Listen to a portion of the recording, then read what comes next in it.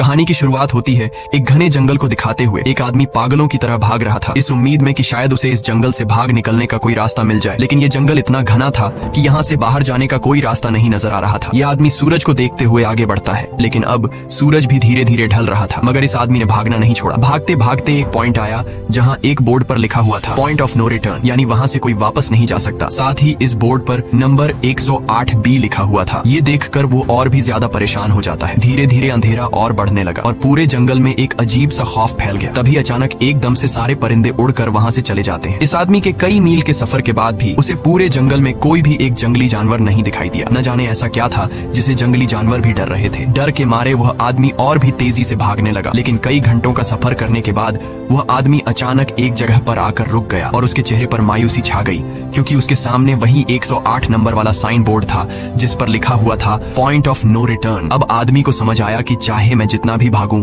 पर इस जंगल से निकल नहीं सकता, इसलिए अब वो वहाँ छुपने की जगह ढूंढने लगा। लेकिन वहाँ उसे छुपने के लिए कोई सेफ जगह नहीं मिली, इसीलिए अब वो पेड़ के ऊपर चढ़ जाता है। पर तभी उस पेड़ की टहनी टूट गई, जिससे वो आदमी काफी ऊंचाई से नीचे जमीन पर आ गिरा। पेड़ से गिरने के बाद वो बहुत ज्यादा जख्मी हो चुका था, उसे काफी गहरी चोटें आई। इससे पहले कि वो बेहोश हो जाता तभी अचानक जमीन हिलने लगी और अजीब सी गुराने की आवाजें आने लगी। वो आवाजें सुनकर आदमी के गले में सांसें अटक गईं। तभी अचानक कोई उसे खींच कर ले गया। खींचने वाला कौन था ये नहीं दिखाया गया, लेकिन हमें उस आदमी की दर्द भरी चीखें सुनाई दी गई। इस इंसिडेंट के 6 दिन बाद हमें शहर में मीना नाम की एक लड़की को दिखाया जाता है जो एक बर्ड शॉप में काम करती है। तभी उसका बॉस आता है और मीना को एक गोल्डन पैरट को शहर से दूर एक जू में डिलीवर करने का ऑर्डर देता है। मीना बॉस की बात को मानते हुए अब उस पैरट को डिलीवर करने जाती है। मीना गाड़ी में बैठकर अपने मोबाइल में उस जू का लोकेशन सेट कर लेती है और अपने सफर पर निकल पड़ती है। शहर से बाहर निकलने के बाद वो एक बोर्ड पर बहुत सारे लोगों के मिसिंग फोटोज देखती है, यानी वहाँ पर कई सारे लोग गायब हो चुके थे। लेकिन मीना उन पर ज्यादा ध्यान नहीं देती और आगे बढ़ने लगती है। आगे बढ़ते दौरान मीना शॉर्टकट लेते हुए जंगल के रास्ते से गुजरती है ताकि वो जल्दी से इस पैरट को जू तक डिलीवर कर दें, और वो पहुंच गई जंगल के बीचों बीच। ये वही जगह है जहाँ हम पहले एक आदमी को गायब होते देख चुके हैं। वहाँ आकर मीना बुरी तरह से फंस चुकी थी। वो अपने मोबाइल पर मैप देखती है, लेकिन वहाँ मोबाइल के सिग्नल नहीं आ रहे थे और उसके कार का रेडियो भी काम नहीं कर रहा था। मीना अब वहाँ से वापस निकलने लगी, लेकिन अब उसे वहाँ से बाहर निकलने का रास्ता समझ नहीं आ रहा था। थोड़ी देर बाद मीना की गाड़ी भी खराब हो गई। मीना गाड़ी से बाहर निकलती है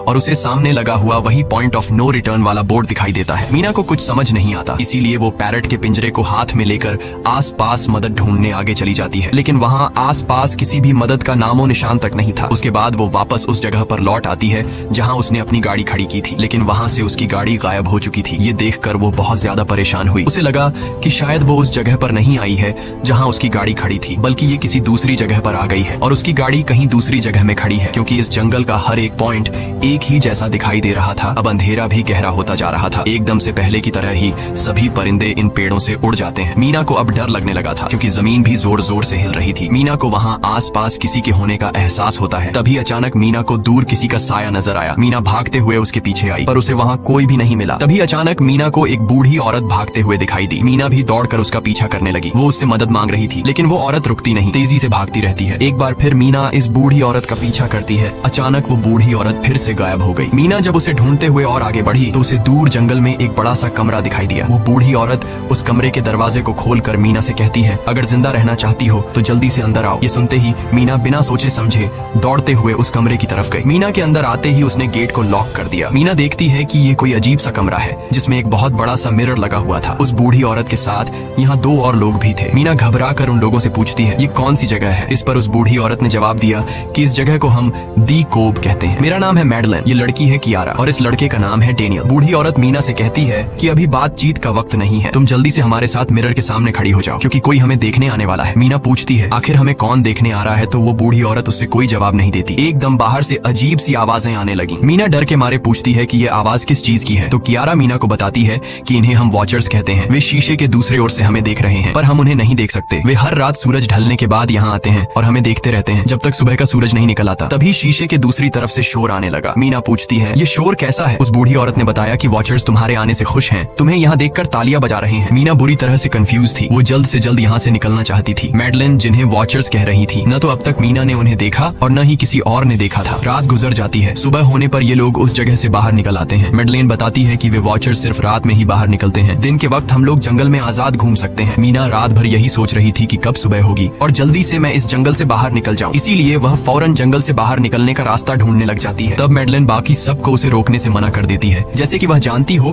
कि मीना इस जंगल से बाहर नहीं निकल सकती और वह जरूर वापस आएगी। बस मीना को जाते हुए मैडलिन बताती है कि तुम्हारा यह फैसला अच्छा नहीं है, इस जंगल से बाहर निकलने का कोई रास्ता नहीं है। रात होने से पहले हमें इस घर में वापस आना पड़ता है, अगर तुम लेट हो गई तो तुम अपनी जान से हाथ धो बैठोगी। मीना किसी की बात नहीं सुनती और अपने पैरट को लेते हुए तेजी से आगे बढ़ती है। थोड़ा सा आगे बढ़ने पर उसे वहीं पॉइंट ऑफ नो रिटर्न वाला साइन दिखाई देता है। उसे देखकर वो घबरा तो गई, लेकिन उसने हिम्मत नहीं हारी और सूरज को देखकर सूरज की डायरेक्शन में आगे बढ़ती रही, पर जंगल से निकलने में कामयाब नहीं हो सकी। आगे चलकर रास्ता ही खत्म हो गया। मीना ने देखा कि वो एक पहाड़ के टॉप पर खड़ी है, जहाँ से आगे दूर दूर तक जंगल के सिवा कुछ भी नहीं था। इसीलिए वो मायूस होकर नीचे बैठ जाती है। तभी अचानक उसके कंधे पर किसी ने हाथ रखा। वो डर गई और जब उसने पीछे मुड़कर देखा तो वो बूढ़ी औरत मैडलिन थी। यहाँ मैडलिन उसे हौसला देती है और कहती है कि सिर्फ तुम ही नहीं जिसने यहाँ से निकलने की कोशिश की और हार गई, हम भी तुम्हारी तरह ही हार कर यहाँ रुके हैं। यहाँ से बाहर निकलने का कोई रास्ता नहीं, चलो मैं तुम्हें कुछ दिखाती हूँ। मैडलिन मीना को जंगल की तरफ लेकर जाती है। मैडलिन मीना से कहती है, ये जंगल एक शिकारी है और हम सब उसका शिकार, अगर जिंदा रहना चाहती हो तो हमारे साथ ही रहो। मैडलिन उसे पॉइंट ऑफ नो रिटर्न वाले काफी सारे साइन बोर्ड दिखाती है, जो कि जंगल के चारों तरफ गोल घेरे में लगे थे और उनके बीच में था उनका कमरा। मैडलिन बताती है कि ये हमारे घर से आधे दिन के फासले पर लगे हैं, अगर इसे आगे गई तो वापस लौटना मुश्किल हो जाएगा, इसलिए कभी भी यह तुम्हें नजर आए तो तुम इन्हें इग्नोर मत करना। मीना पूछती है, ये सब किसने बनाया? तो वो जवाब देती है, ये एक प्रोफेसर ने बनाया है, लेकिन अब तक उसे किसी ने देखा नहीं है। अब रात हो जाती है, ये लोग वापस उस घर के अंदर आ जाते हैं। हर रात वॉचर्स उन्हें देखने के लिए आते थे। आज कियारा नामी लड़की उनके सामने डांस करती है और कहती है ये सब उन्हें पसंद है। ऐसा नहीं था कि इन चारों को हर रात वॉचर्स के सामने खड़ा ही रहना पड़ता था। ये लोग जो चाहते वह कर सकते थे, बस ये लोग उनकी तरफ अपनी कमर नहीं कर सकते थे। ऐसा करने पर वो लोग बहुत ज्यादा गुस्सा हो जाते थे। रात में तो उन्हें सिर्फ वॉचर्स का मसला था, लेकिन दिन में भी उन्हें बहुत मुश्किलों का सामना करना पड़ता था। ये लोग जंगल से हर रोज अपना पेट भरने के लिए कुछ न कुछ शिकार करके लाते थे,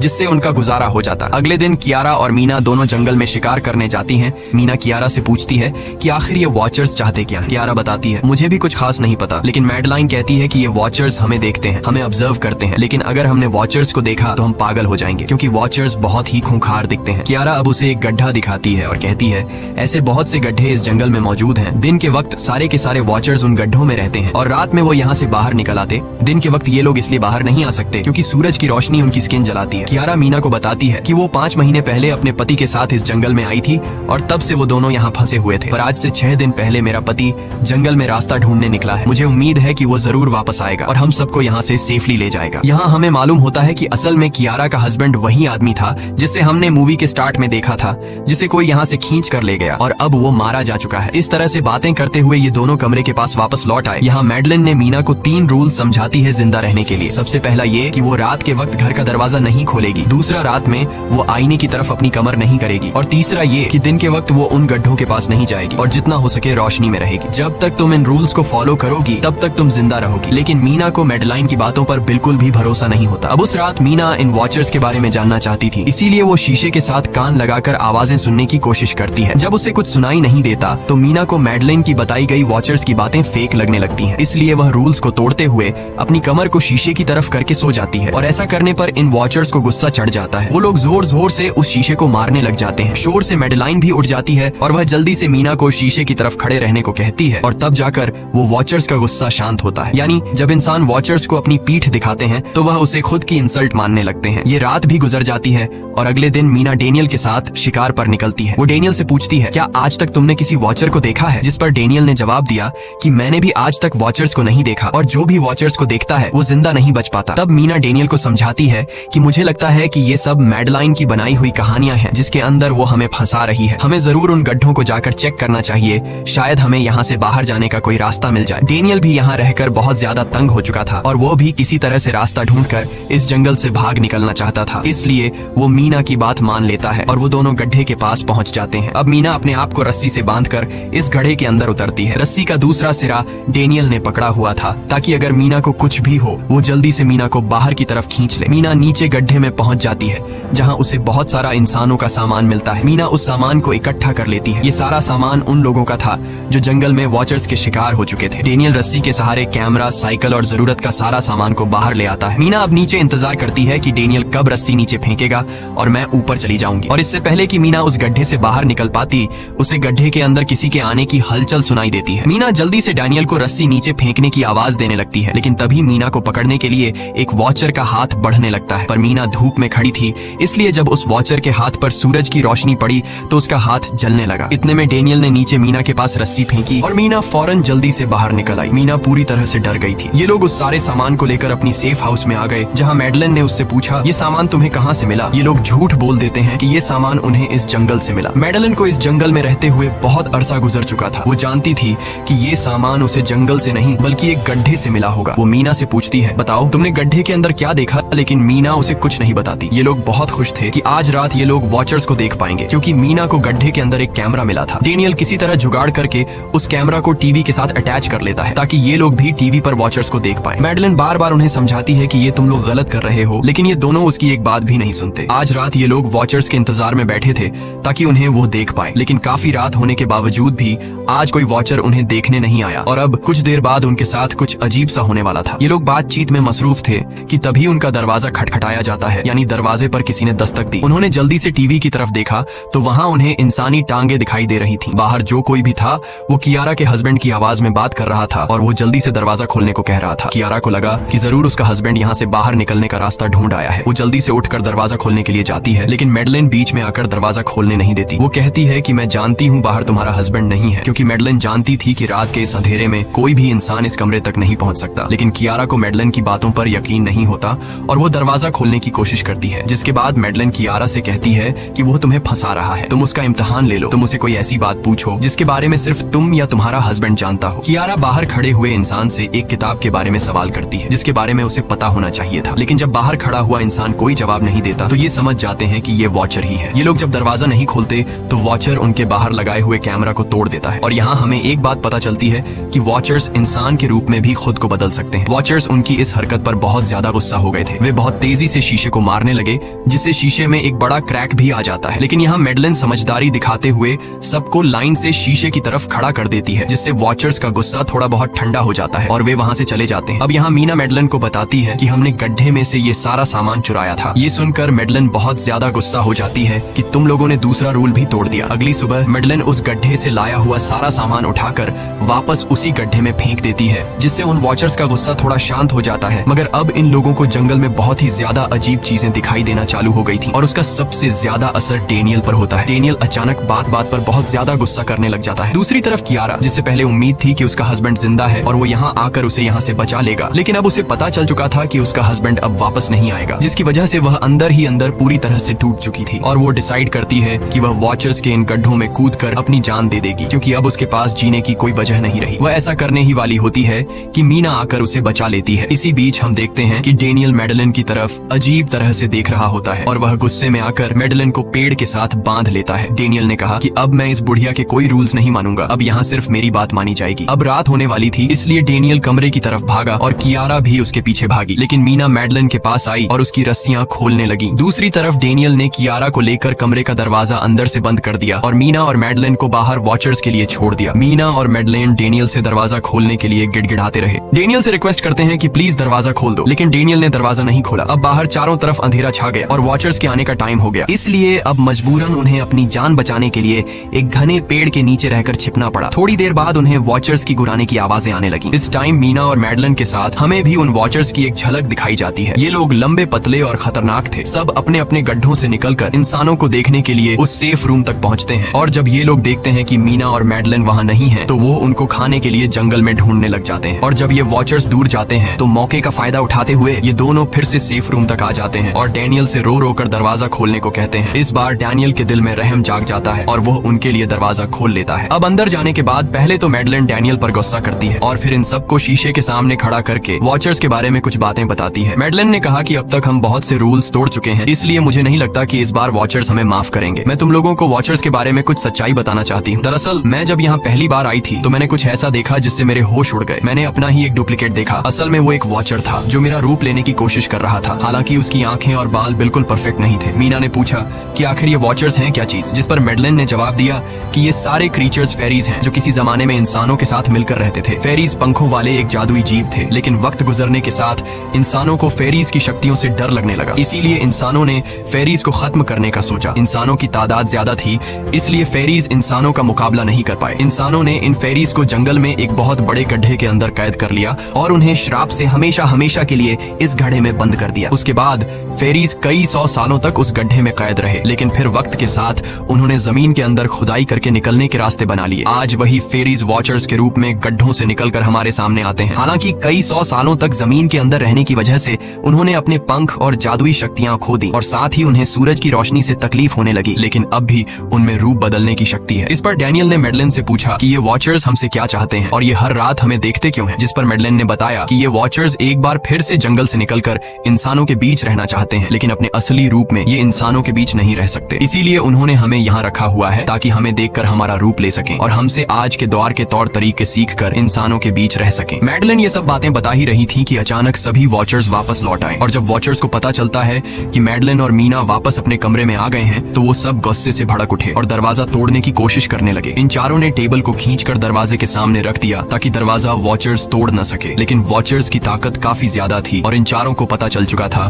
कि जल्द ही वॉचर्स अंदर आ जाएंगे और उन्हें मौत अपनी आंखों के सामने दिखाई दे रही थी। तभी उन्होंने देखा कि टेबल को घसीटकर दरवाजे तक ले जाने की वजह से कारपेट पलट गई है। जब उन्होंने कारपेट हटाया तो उन्हें नीचे एक बड़ा लोहे का गेट नजर आया। उन्होंने जल्दी से गेट खोला तो उन्हें पता लगा कि नीचे एक बहुत बड़ा बंकर है। ये लोग जल्दी से उस बंकर के अंदर घुस गए और ऊपर से लोहे का गेट बंद कर दिया। ये लोग इस बात को लेकर परेशान थे कि ये बंकर यहाँ पर मौजूद था और इन लोगों को पता भी नहीं चला। इस बंकर के नीचे बहुत फैसिलिटीज थी, हजारों दिन का खाना, एक कंप्यूटर और भी बहुत सारा जरूरत का सामान रखा था। मीना जानना चाहती थी कि आखिर ये जगह किसने बनाई, इसीलिए वो उस कंप्यूटर को ऑन कर लेती है। उस कंप्यूटर में बहुत सारा डेटा सेफ था जिसे खोलने पर उन्हें पता चलता है कि ये सारी जगह प्रोफेसर मार्टिन ने बनाई थी। असल में प्रोफेसर को इन क्रीचर्स के बारे में पता था, वो इन वॉचर्स पर रिसर्च करना चाहता था, इसीलिए उसने ये बंकर बनाया था। पैसों का लालच देकर वो दूसरे इंसानों को काम के लिए यहाँ लेकर आता था और रात के वक्त मजदूरों को ऊपर कमरे में छोड़कर खुद यहाँ आकर छुप जाता था और वो वॉचर्स फिर उन इंसानों को खा जाया करते थे। अगली वीडियो में डॉक्टर मार्टिन बताते हैं कि उनकी रिसर्च के दौरान उन्हें एक सबसे अलग फेरी मिली जो रोशनी में भी उन गड्ढों से बाहर आ सकती थी। डॉक्टर बताता है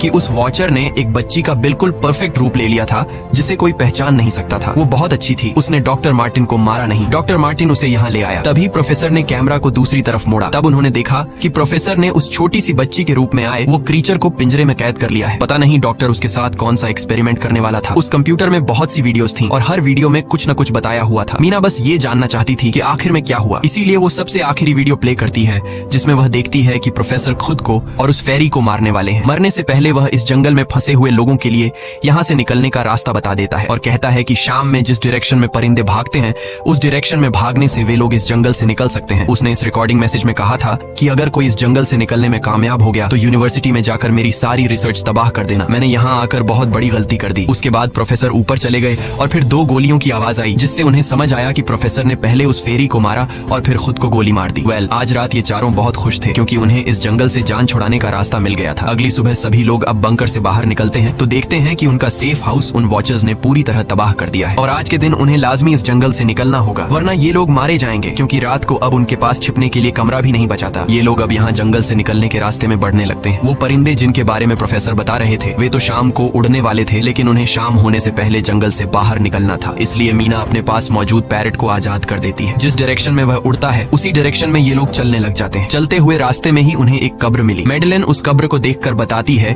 कि एक वक्त था जब ये लोग इंसानों के साथ रहते थे, लेकिन इंसानों ने उनके साथ बहुत बुरा किया, धोखा किया और उन्हें यहाँ जंगलों में फंसाकर खुद चले गए। कई घंटे सफर करने के बाद ये लोग एक नदी के पास पहुँच गए। वहाँ उन्हें प्रोफेसर का एक बोट मिला जिसको देखकर ये लोग बहुत खुश हुए, लेकिन उनकी खुशी अब कुछ ही देर की मेहमान थी क्योंकि अब अंधेरा हो चुका था और वॉचर्स के आने का वक्त हो गया था। उससे पहले कि ये लोग डॉक्टर मार्टिन की बोट में बैठकर यहाँ से दूर चले जाते तभी उन्हें पीछे से किसी की आवाज आई। जब उन्होंने पीछे मुड़कर देखा तो वो कियारा का हस्बैंड था जो मदद के लिए चिल्ला रहा था। वो बहुत ही जख्मी हालत में था। बाकी सब बोट में बैठ चुके थे, इसलिए डेनियल अकेला उसकी मदद के लिए गया। डेनियल कियारा के हस्बैंड को खींचकर बोट की तरफ लाने लगा, लेकिन तभी ये लोग बोट से देखते हैं कि डेनियल जिसकी मदद करने गया वह कोई इंसान नहीं बल्कि एक वॉचर है जिसने उनके सामने ही डेनियल का रूप ले लिया। वो लोग कुछ भी नहीं कर पा रहे थे। अब उस वॉचर ने डेनियल को मार दिया। उन्हें इस बात का पता था कि वॉचर्स इस नदी को पार नहीं कर सकते हैं और फाइनली ये लोग खुद इस नदी को पार करके शहर तक पहुंच जाते हैं। और कहानी में असल ट्विस्ट इसके बाद आया। शहर पहुंचने के बाद ये तीनों अलग अलग रास्तों पर चले गए और कुछ दिनों बाद अब मीना जल्दी से डॉक्टर मार्टिन के कहने के मुताबिक उनके यूनिवर्सिटी में उनका सारा डेटा खत्म करने के लिए आई। उससे पहले कि वह उनका रिसर्च डेटा डिलीट कर देती तभी उससे वहाँ एक टेप रिकॉर्डर मिला और उस टेप रिकॉर्डर से मीना को एक नया राज मालूम हुआ। जब हजारों साल पहले इंसान और फेरीज एक साथ रहते थे तो तब उनकी शादी भी हुआ करती थी। इंसान और फेरी के मिलन से जो बच्चे पैदा होते थे उनमें इंसान और फेरी दोनों के गुण होते थे। उन्हें हाफलिंग्स कहा जाता था। उन हाफलिंग्स में एक खासियत थी कि वे रूप बदलने में इतने माहिर होते थे कि वे किसी मरे हुए इंसान का रूप भी बदल सकते थे। प्रोफेसर का मानना था कि जब इंसानों ने फेरीज को जंगल के अंदर गढ़ों में कैद कर लिया था तब हाफलिंग इंसान इंसानों के बीच अपना रूप बदलकर चुपके से रहने लगे और वो आज भी किसी न किसी रूप में इंसानों के बीच मौजूद है। मीना जब प्रोफेसर के ऑफिस में आई और वहाँ पर जांचबीन करने लगी तो वहाँ उसके हाथ कुछ ऐसी तस्वीरें लगी जिसने उसके होश उड़ा दिए। उसने देखा कि तस्वीर में जो प्रोफेसर के साथ लेडी खड़ी है वो कोई और नहीं बल्कि मेडलिन है और असल में मेडलिन प्रोफेसर की वाइफ है। वो कंफ्यूज हो जाती है कि मेडलिन ने उसे यह बातें क्यों नहीं बताई। इस भारी कंफ्यूजन को शेयर करने के लिए वो कियारा के पास आती है और उसे बताती है कि जिस मेडलिन से हम जंगल में मिले थे वो असल में प्रोफेसर मार्टिन की वाइफ है, लेकिन उसने हमें यह सच्चाई इसलिए नहीं बताई क्योंकि वो खुद एक इंसान नहीं बल्कि एक रूप बदलने वाली फेरी थी। मैंने जब रिसर्च किया तो मुझे पता चला कि काफी साल पहले प्रोफेसर की वाइफ मेडलिन कैंसर की वजह से मर गई थी। ये सुनकर कियारा कहती है कि फिर वो मेडलिन कौन थी जो इतने समय से हमारे साथ थी। इस पर मीना कहती है मुझे सब समझ आ रहा है। दरअसल प्रोफेसर अपनी वाइफ के मरने से बहुत दुखी थे और उसे हर हाल में वापस पाना चाहते थे और जब प्रोफेसर को इन रूप बदलने वाली फेरीज के बारे में पता चला तो प्रोफेसर ने उस रूप बदलने वाली फेरी को पिंजरे में कैद किया जो एक बच्ची का परफेक्ट रूप लेकर उनके पास आई थी। प्रोफेसर ने अपनी वाइफ की फोटो दिखाते हुए उस फेरी को अपनी वाइफ मेडलिन जैसा बना दिया क्योंकि वो फेरी बाकी फेरीज से अलग थी, वो दिन में भी बाहर आ सकती थी। मीना ने कहा कि मैंने मेडलिन को यहाँ बुला लिया है, हमें किसी तरह से करके उसे वापस जंगल भेजना होगा। तभी एक कार वहाँ आकर रुकी। जब उस कार से जो इंसान उतरा उसे देखकर मीना के गले में सांस अटक गई। वो कियारा थी, यानी कि अब तक जो मीना के साथ थी वो मेडलिन थी। उसने कियारा का रूप ले रखा था। कियारा जैसे ही घर के अंदर आई तभी मेडलिन ने कियारा के हस्बैंड के रूप में बदलकर उसे बेहोश कर दिया। मीना ने मेडलिन से कहा आखिर तुम चाहती क्या हो, जिस पर मेडलिन गुस्से में आकर कहा मैं फेरीज की सबसे अलग मखलूक हूँ। मेरे सभी साथी बचपन से मुझे चिढ़ाते थे, वो मुझे अपने साथ नहीं रहने देते क्योंकि मैं सबसे अलग थी। मैं उस जंगल में अकेली पड़ चुकी थी और मैं उस जंगल से निकलकर बाहर लोगों के साथ मिलकर रहना चाहती थी। फिर एक दिन प्रोफेसर उस जंगल में आया, उसने मुझे पिंजरे में कैद कर लिया। उसने मुझसे कहा कि अगर मैं उसकी वाइफ का रूप ले लूं तो वह मुझे जंगल से बाहर ले जाएगा। मैंने उसकी बात मान ली। प्रोफेसर ने मुझे मेडलिन की सारी बातें सिखाई और बाद में उस धोखेबाज प्रोफेसर ने मुझे मारने की कोशिश की, लेकिन उससे पहले कि वो मुझे मार पाता मैंने उसे ही मार डाला। तुम इंसान कभी भी भरोसे के लायक नहीं थे और न ही रहोगे। अब तुम भी मेरी सच्चाई जान चुकी हो, इसलिए तुम्हें भी मरना होगा और तुम्हें मारने के बाद मैं तुम्हारे रूप में इंसानों के बीच रहूंगी। यह कहकर मेडलिन ने मीना का रूप ले लिया और उसका गला दबाकर उसे मारने लगी। तब मीना ने मेडलिन से कहा कि क्या प्रोफेसर ने तुमसे यह नहीं कहा कि तुम क्यों दिन में निकल सकती हो? असल में तुम हाइब्रिड हो, आधी इंसान और आधी फेरी, इसीलिए तुम इंसानों और फेरीज के बीच रह सकती हो। मुझे पता है कि दुनिया में अकेला रहना कैसा होता है, लेकिन तुम अकेली हाफलिंग नहीं हो। तुम्हारे जैसे और भी हाफलिंग्स हैं जो किसी न किसी रूप में इंसानों के बीच रह रहे हैं। इस सच्चाई का पता चलते ही मेडलिन का शरीर अचानक अपने असली रूप में आने लगा। देखते ही देखते उसके पंख निकल आए, जिसके बाद वो मीना को यहीं पर छोड़कर यहाँ से उड़ जाती है। इसके बाद कुछ हफ्तों के बाद का सीन दिखाया जाता है जहाँ मीना अपनी सिस्टर के साथ रहने लगी है। उसने अपनी सिस्टर को बताया कि शायद वो फेरी अभी भी मेरा पीछा कर रही है। तब मीना की सिस्टर उसे कहती है कि तुम डरो मत, ऐसा कुछ नहीं है। और कहानी के एंड में हम एक छोटी बच्ची को देखते हैं जो कि उस वक्त मीना के घर के नीचे खड़ी थी। ये कोई और नहीं बल्कि मेडलिन थी जो अब उनके दुनिया में उस रूप में रह रही है। और इसी के साथ ये कहानी खत्म हो जाती है। अगर आपको ये वीडियो अच्छी लगी हो तो हमारे चैनल को सब्सक्राइब और वीडियो को लाइक जरूर कीजिएगा।